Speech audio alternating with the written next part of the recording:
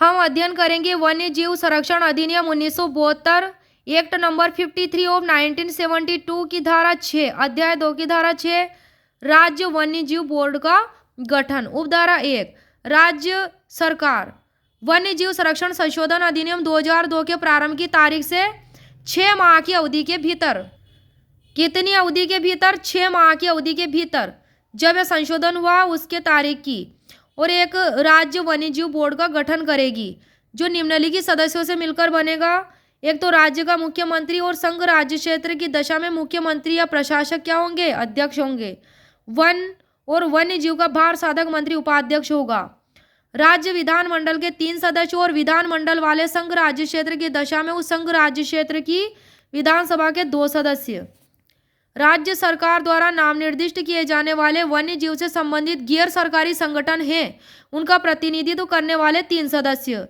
राज्य सरकार द्वारा सुविख्यात संरक्षण विज्ञानी, पारिस्थितिकी विज्ञानी और पर्यावरण विज्ञानियों में से जिनके अंतर्गत अनुसूचित जनजाति के कम से कम 2 प्रतिनिधि होंगे। कितने प्रतिनिधि होंगे? अनुसूचित जनजाति के एसटी के कम से कम 2 प्रतिनिधि होंगे। नाम निर्दिष्ट किए जाने वाले 10 सदस्य। इनके सहित अब है राज्य सरकार या संघ राज्य क्षेत्र सरकार का सचिव जो वन और वन्य जीव का भार साधक हो, राज्य वन विभाग का भार साधक अधिकारी, राज्य सरकार के जनजाति कल्याण विभाग का सचिव, प्रबंध निदेशक, राज्य पर्यटन विकास निगम का प्रबंध निदेशक, राज्य के पुलिस विभाग का एक अधिकारी जो महानिरीक्षक की पंक्ति से नीचे का नहीं होना चाहिए, केंद्र सरकार द्वारा नाम निर्दिष्ट किया जाने वाला सशस्त्र बलों का एक प्रतिनिधि जो ब्रिगेडियर की पंक्ति से नीचे का नहीं होना चाहिए, राज्य पशुपालन विभाग का निदेशक, राज्य मत्स्य विभाग का निदेशक, वन्य जीव परिरक्षण द्वारा नाम निर्दिष्ट किया जाने वाला एक अधिकारी जो निदेशक, भारतीय वन्य संस्थान देहरादून का एक प्रतिनिधि, भारतीय वनस्पति विज्ञान सर्वेक्षण का एक प्रतिनिधि, भारतीय प्राणी विज्ञान सर्वेक्षण का एक प्रतिनिधि, मुख्य वन्य जीव संरक्षक जो सदस्य सचिव होगा। इतने सदस्यों से मिलकर बनेगा। इसमें टोटल 35 सदस्य होंगे।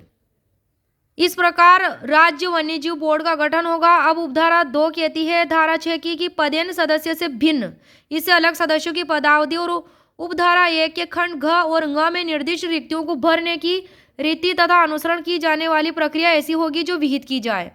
उपधारा 3 कहती है कि सदस्य पदेन सदस्यों की सिवाय जो होंगे अपने कर्तव्यों के पालन में उपगत व्ययों के संबंध में ऐसे भत्ते प्राप्त करने के हकदार होंगे जो विहित किए जाए। धारा 7 क्या कहती है? बोर्ड द्वारा अनुसरण की जाने वाली प्रक्रिया से संबंधित है। बोर्ड द्वारा अनुसरण की जाने वाली प्रक्रिया से संबंधित है धारा 7। उपधारा 1 कहती है कि बोर्ड का अधिवेशन जो है बोर्ड का कम से कम वर्ष में 2 बार ऐसे स्थान पर होगा जो राज्य सरकार निर्देश दे। कौन निर्देश दे? राज्य सरकार।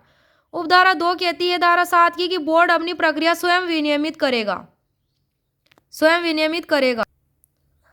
तो उपधारा 1 में क्या होगा? राज्य सरकार निर्देश देगी कि साल में 2 बार स्थान नियत किया जाएगा राज्य सरकार का कि बोर्ड का अधिवेशन साल में 2 बार होना चाहिए। उपधारा 2 कहती है धारा 7 की कि बोर्ड अपनी प्रक्रिया स्वयं विनियमित करेगा जिसके अंतर्गत गणपूर्ति आती है। उपधारा 3 कहती है कि बोर्ड का कोई भी कार्य कार्यवाही केवल उसमें किसी रिक्ति के विद्यमान होने या उसके गठन में किसी त्रुटि या बोर्ड की प्रक्रिया में किसी अनियमितता के कारण जिसके मामले के गुण पर कोई प्रभाव नहीं पड़ता है अविद्यमान्य नहीं होगी, अविद्यमान्य नहीं मानी जाएगी।